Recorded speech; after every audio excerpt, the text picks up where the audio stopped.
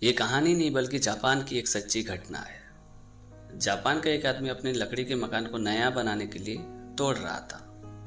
जब वो अपने मकान को तोड़ रहा था तो उसने देखा कि दो लकड़ियों के बीच में एक कील घुसी हुई थी। लेकिन वो कील एक लकड़ी से दूसरी लकड़ी में जो घुसी थी वो एक छिपकली के पैर को छेद करके घुसी थी, जिस वजह से वो छिपकली ना तो वहां से हिल डुल पा रही थी और ना ही वो यहाँ वहां आ जा पा रही थी। उस दृश्य को देखने के बाद उस आदमी को उस छिपकली के ऊपर बहुत ही दया आई। फिर उसने सोचा कि चलो इसके पैर से ये कील निकाल देते हैं ताकि ये आजाद हो सके। तभी उसे अचानक याद आया कि ये कील तो मैंने आज से 5 वर्ष पहले ठोकी थी।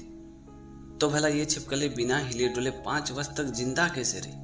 आखिर ये भोजन कैसे करती है, अपना पेट कैसे भरती है?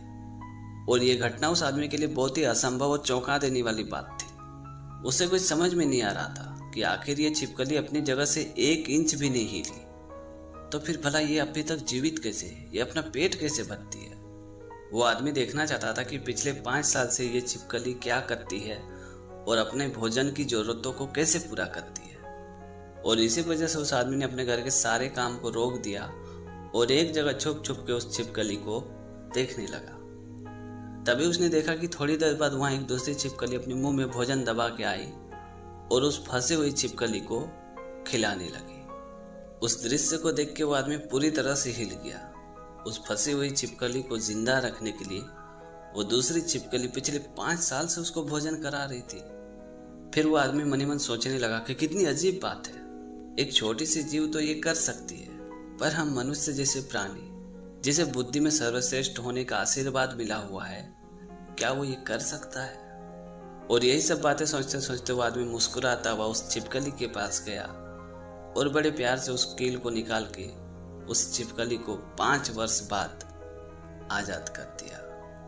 तो दोस्तों, छोटी सी कहानी में साफ साफ मैसेज दे रही है कि अपने प्रिय लोगों का साथ कभी ना छोड़े और उनके तकलीफ के समय में अपनी पीठ ना दिखाएं, क्योंकि भले ही आज आप सौभाग्यशाली हो सकते हो, पर कल तो अनिश्चित ही है और कल चीजें बदल भी सकती है। कुछ भी बनाने के लिए पूरा जीवन भी लग सकता है, पर उसे तोड़ने के लिए एक पल भी नहीं लगता है। और शायद प्रकृति ने हमारी उंगलियों के बीच में इसलिए जगह बनाई है ताकि हम किसी दूसरे का हाथ थाम सके। ये कहानी एक बुजुर्ग की। एक लड़के का शादी का रिश्ता तय हो गया था। जब शादी के आखिरी 2 दिन बचा तो लड़की वालों ने एक शर्त रखी कि बारात में किसी भी बुजुर्ग को साथ में नहीं लाना। ये शर्त सुन के लड़के वाले को बहुत ही बुरा लगा, लेकिन उन लोग के पास कोई उपाय नहीं था, क्योंकि अगर ये शादी टूट जाती तो गांव की इज्जत चली जाती। और इसी वजह से उन लोग मान गए। जैसे तैसे उन लोगों ने सारे बुजुर्गों को मना लिया।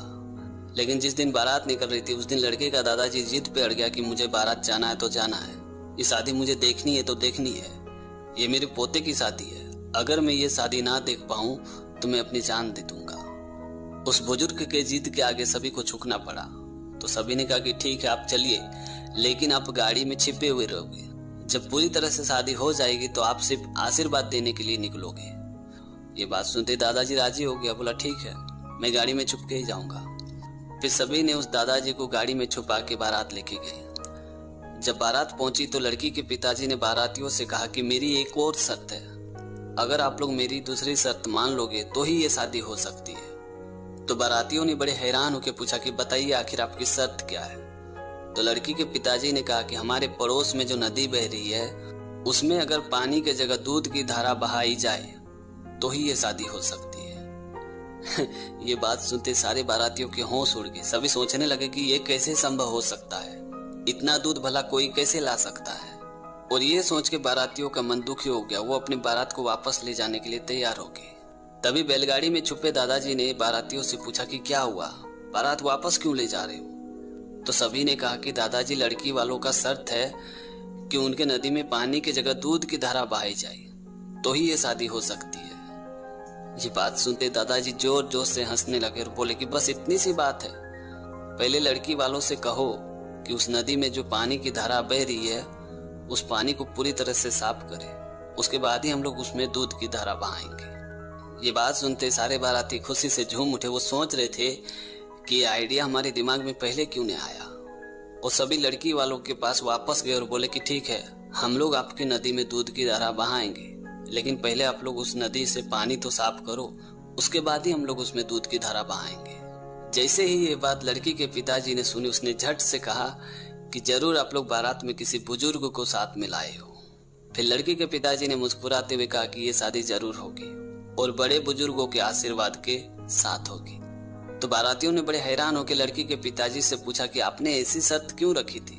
तभी लड़की के पिताजी ने कहा कि मैं तो आज के युवाओं को ये सबक देना चाहता था कि आधुनिकता की होड़ में वो इतना आगे निकल गए हैं कि बड़े बुजुर्गों के अनुभवों को वो बेकार समझते हैं। और आज उन लोगों ने ये जान लिया कि ये दादाजी अगर बारात में नहीं आते तो शायद ये शादी नहीं हो पाती।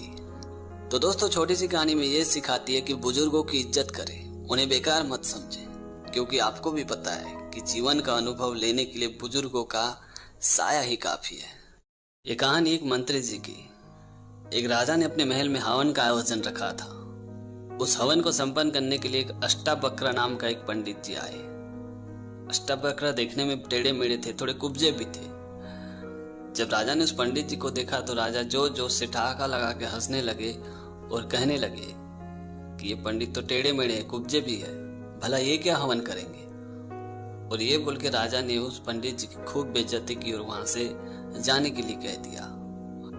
फिर मंत्री जी से कहा कि मंत्री जी, आप किसी दूसरे पंडित को बुला के ये हवन कराइए। तो मंत्री जी ने तात्कालिक दूसरे पंडित जी को बुलाया और उस हवन को संपन्न कराया। जब हवन पूरी तरह से संपन्न हो गया तो राजा ने कहा कि इसी खुशी में कल हम अपने महल में बहुत ही बड़ा भंडारा रखेंगे और इस भंडारे का कार्यभार मंत्री जी संभालेंगे। तो मंत्री जी ने राजा से कहा कि ठीक है महाराज, आपकी जैसी इच्छा वैसी ही होगी। फिर मंत्री जी ने आस पड़ोस के सभी गांव में उस भंडारे के लिए आमंत्रित कर दिया।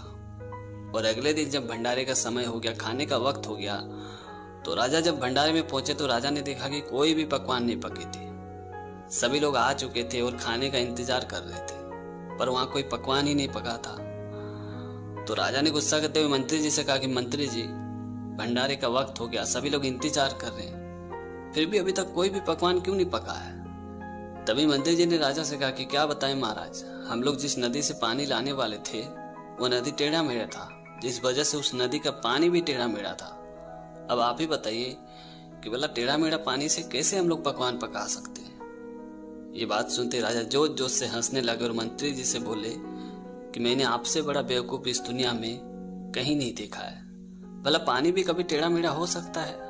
नदी के टेढ़ा मेढ़ा होने से भला पानी कैसे टेढ़ा मेढ़ा हो सकता है?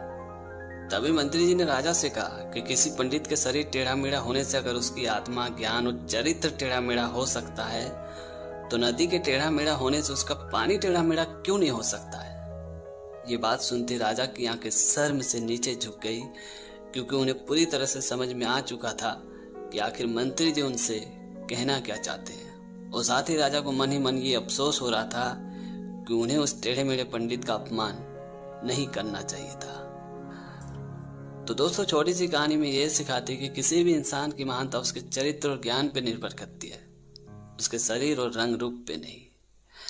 तो दोस्तों, आज की कहानी आपको कैसी लगी कमेंट करके जरूर बताना। और अगर आपने हमारे चैनल को अभी तक सब्सक्राइब नहीं किया तो प्लीज यार चैनल को सब्सक्राइब कर देना, क्योंकि इस तरह का कंटेंट मैं हमेशा अपने चैनल पे लाते रहता हूँ। तो आज के लिए इतना ही, मिलते अगली वीडियो में एक नई टॉपिक के साथ, एक नई कहानी के साथ। तब तक के लिए जय हिंद, वंदे मातरम।